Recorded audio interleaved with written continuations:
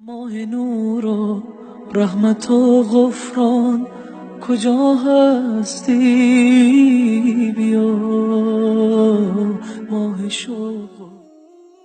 به نام خداوند بخشنده و مهربان.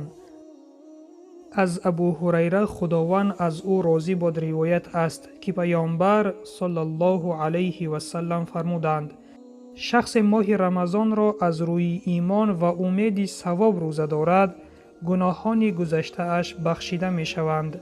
روایت بخاری و مسلم. رمضان أهلا بك رمضان نرقى بك رمضان.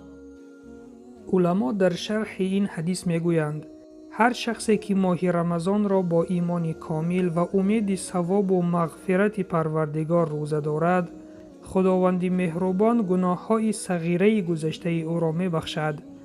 البته این یک رحمت پروردگار به بندگانش است که با راه و عملهای گوناگون گناهان بندگانش را مغفرت می نماید.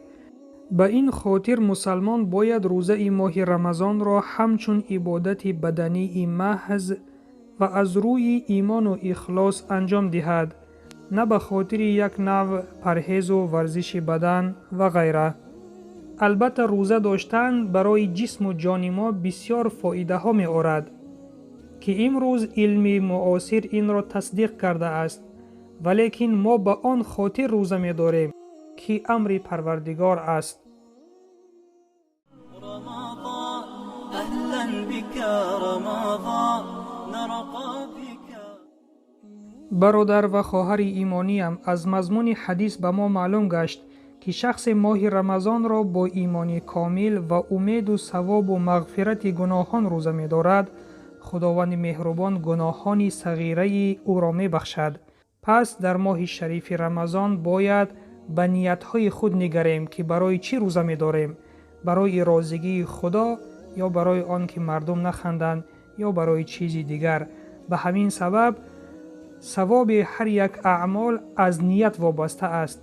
نیت را تنها خالص برای خدا بکنیم تا این روزه ما سبب مغفرت گناهان ما گردد. و سلام بر آن شخصانی که راه هدایت را پیش گرفتند.